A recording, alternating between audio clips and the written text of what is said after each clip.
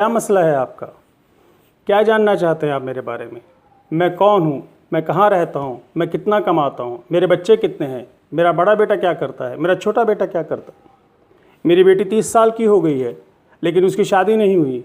मेरी बहू अच्छा खाना नहीं बनाती। लेकिन ये सब चीज़ें आप क्यों जानना चाहते हैं? असल मसला ये है कि आपको क्या प्रॉब्लम है भाई? क्यों जानना चाहते हैं आप? ये बातें, ये आवाज़ें आपके आसपास गूंजती होंगी। ये मैं भी सुनता हूँ और आप भी सुनते हैं। यही हमारा टॉपिक है। आज हम इसी मौजू पर बात करते हैं। शुरू अल्लाह के नाम से जो बड़ा मेहरबान निहायत रहम करने वाला है। बदकिस्मती ये है कि हमें अपनी ज़ात से ज़्यादा दूसरों की ज़ात की फ़िक्र होती है। ये जो हमारे पड़ोस में रहता है, जो हमारा दोस्त है या हमारा करीबी रिश्तेदार है, ये करता क्या है? ये दिखने में तो कुछ भी नहीं करता, लेकिन इसकी तमाम ज़रूरियात भी पूरी होती हैं। इसके बच्चे कॉलेज भी नहीं जाते, फिर भी वो पढ़े लिखे हैं। इसकी बेटियां जवान हैं, ये शादी भी नहीं करता। ये क्या मसला है इसके साथ? ये एक दूसरे की टो में रहना हमारी फितरत में शामिल हो गया है। हम एक दूसरे की ऐसी चीज़ों को जानना चाहते हैं जिन्हें वो किसी से शेयर करना नहीं चाहता।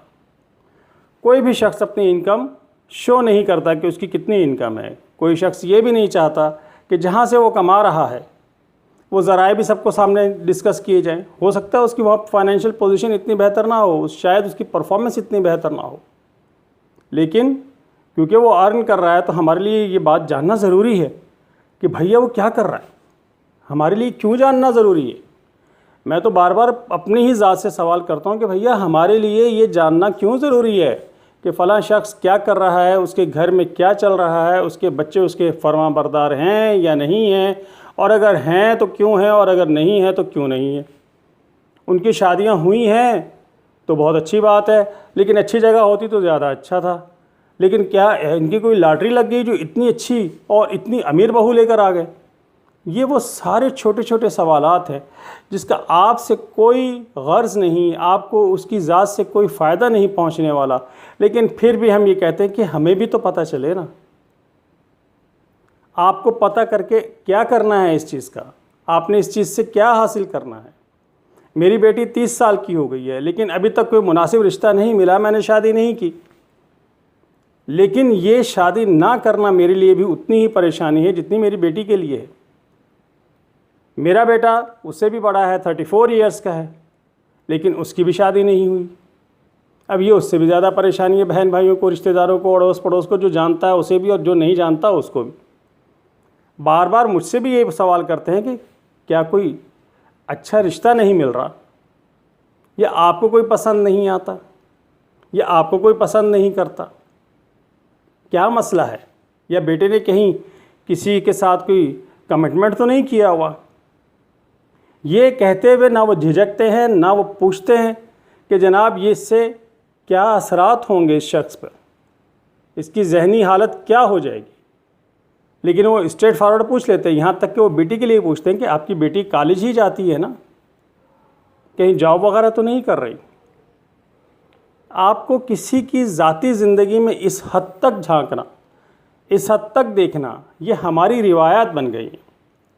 आम दरमियाने तबके में तो ये बीमारी थी ही थी, अब ये बहुत अमीर लोगों में भी ये बीमारी है। कुछ लोग कहते हैं कि जो एडवांस लोग हैं वो बॉदर नहीं करते कौन क्या कर रहा है, कौन क्या नहीं कर रहा है, लेकिन वो आने वाली गाड़ियों पे ज़रूर नज़र रखते हैं कि फ़लाँ के घर में कौन सी गाड़ी आई है, कितने लोग थे उसके अंदर, कौन सी गाड़ी बार बार आ रही है, कौन सी गाड़ी बार बार नहीं आ रही, कभी कभार आता है, और कितनी देर के बाद वो वहाँ से जाता है।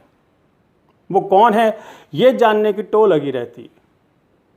ये टो एक ऐसी गंदी बीमारी है जिसका हमारी ज़ात को कोई फ़ायदा नहीं, लेकिन जिसकी टो में हम रहते हैं, जिसके मालूमात हम हासिल करते हैं, उसकी ज़िंदगी ख़राब हो जाती है। क्यों? कि वो आपसे कुछ शेयर नहीं कर रहा। आप जो देख रहे हो उसे अपनी सोच के मुताबिक समझ रहे हो, और फिर समझ ही नहीं रहे। उसको समझने के बाद अपने हल्का अहबाब में डिस्कस भी किया जाता है कि फ़लाँ साहब ये करते हैं, फ़लाँ साहब के घर में फ़लाँ शख्स आता है, फ़लाँ साहब के घर में ये हो रहा है, फ़लाँ साहब की बेटी है, फ़लाँ साहब का बेटा है, उसके लिए रिश्ता कोई नहीं है, या वो करने नहीं चाहते, या वो बेटियों की कमाई खा रहे हैं। अजीब मतलब आप बैठे बैठे ये सारी चीज़ें खुद ही सोच लेते हैं। सिर्फ आपको एक छोटा सा पॉइंट मिलना चाहिए कि इनके घर में हो क्या रहा, और उसके लिए वो बार बार आपसे बड़े मोहब्बत में, बड़े मीठे अंदाज में प्रॉबिंग करते, इस तरह से घुमा फिरा के बातें करते हैं कि जो आपको बहुत तकलीफ़ देती है। ना आप बच्चे हैं और ना सामने वाला बच्चा है, कि वो समझ ना सके कि आप कह क्या रहे हैं और आपके अल्फाज उस सामने वाले को कितनी तकलीफ़ पहुंचा रहे हैं। वो फिर भी मुरव्वत में अगर आपको कुछ नहीं कहता तो ये उसकी बड़ी अज़मत है, और अगर कुछ कह देता है तो फिर वो आपकी इज़्ज़त नहीं करता, वो आपको बहुत बुरा लगता है। फिर ये कहते हैं वो तो बदतमीज़ शख्स है, उसके पास कोई ना बैठे, उसके पास कोई ना जाए। क्यों? कि वो अपने बातें नहीं बताता, वो अपने जो ऐसी बातें हैं जिनको वो शेयर करने की ज़रूरत महसूस नहीं करता। हो सकता है कि उसकी समझ में कुछ लोग ना आ रहे हों जिनके साथ वो अपनी रिश्तेदारी करे, ख्वाह वो लड़के के लिए ख्वाह वो लड़की के लिए। जब आएंगे तो वो कर देंगे, इसमें आपको परेशान होने की ज़रूरत नहीं है। उसकी बेटी कॉलेज जा रही है या कहीं जॉब कर रही है, आपसे भीख तो नहीं मांग रही, फिर आप क्यों उसकी टो में रहते हैं कि क्या करती है। उसके घर में अगर कोई मेहमान आ रहा है, वो गाड़ी रखी हुई है, और आपके घर में जो मेहमान आते हैं वो रिक्शाओं में आते हैं, मोटरसाइकिलों पर आते हैं, तो आपको क्या तकलीफ़ है। अगर उसके ताल्लुकात अच्छे लोगों से हैं या अमीर लोगों से, यूँ कह लीजिए अमीर लोगों से हैं, और उसके घर में उनका आना जाना है, तो आपको क्या मसला है। लेकिन नहीं, हम बाज नहीं आएंगे, क्योंकि हमें एक टॉपिक चाहिए जो हम अपने हल्का अहबाब में बैठकर डिस्कस करें, और वहाँ हम वो तमाम मालूमात को बढ़ा चढ़ा कर पेश करते हैं और अपनी सोच के मुताबिक बयान करते हैं कि मैं तो ये समझता हूँ। ये आदत औरतों में भी है और ये मर्दों में भी है। हमारा दिलचस्प मौजू, हमारी दिलचस्प जो टॉपिक चुना जाता है वो यही होता है कि आप हाल अहवाल बताएं, क्या चल रहा है आजकल। एक होती है सियासत, एक होती है महंगाई। वो सबको जानते हैं कि सियासत में क्या हो रहा है, महंगाई में क्या हो रहा है, मुल्क कहाँ से कहाँ जा रहा है, ये सब जानते हैं। जो लोग ये डिस्कस करते हैं वो फिर भी किसी और को नुकसान नहीं पहुँचाते।